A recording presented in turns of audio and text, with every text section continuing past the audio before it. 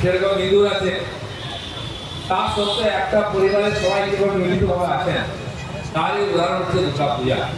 ভারতবর্ষ বহুমাত্রিক দেশ, প্রাকৃতিক কারণে ভাষা, ধর্ম, জীবনযাত্রার পদ্ধতি, খাওয়া দাওয়া, জামা কাপড়, জলবায়ু সবের আলাদা। ভগবানের দেওয়া এই বৈচিত্র্য ছটা ঋতু ভারতবর্ষেই আছে। সেই জন্য প্রাকৃতিকভাবে আমরা একটু বাইরের দিকটা আলাদা থাকি, কিন্তু আমাদের ভেতরে আমরা সব একাত্ম। এটা আমাদের দেশের পূর্বপুরুষরা যুগ যুগ ধরে প্রমাণ করার চেষ্টা করেছেন।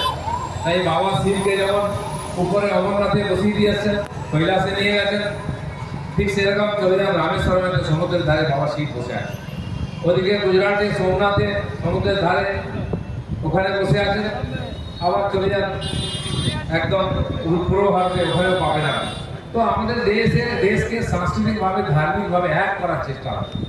শুধু তাই না, দক্ষিণ ভারতের যে ব্রাহ্মণরা, তারা যে উত্তর ভারতের সমস্ত পাহাড়ে যত তীর্থক্ষেত্র আছে, কেদার, বদ্রী, সেখানকার পুরোহিত হচ্ছেন দক্ষিণ ভারতের তামিল ভাষী, তেলুগু ভাষী, মালয়ালি ভাষী পণ্ডিতরা ওখানে গিয়ে পুজো করছেন। মন্ত্র একই আছে।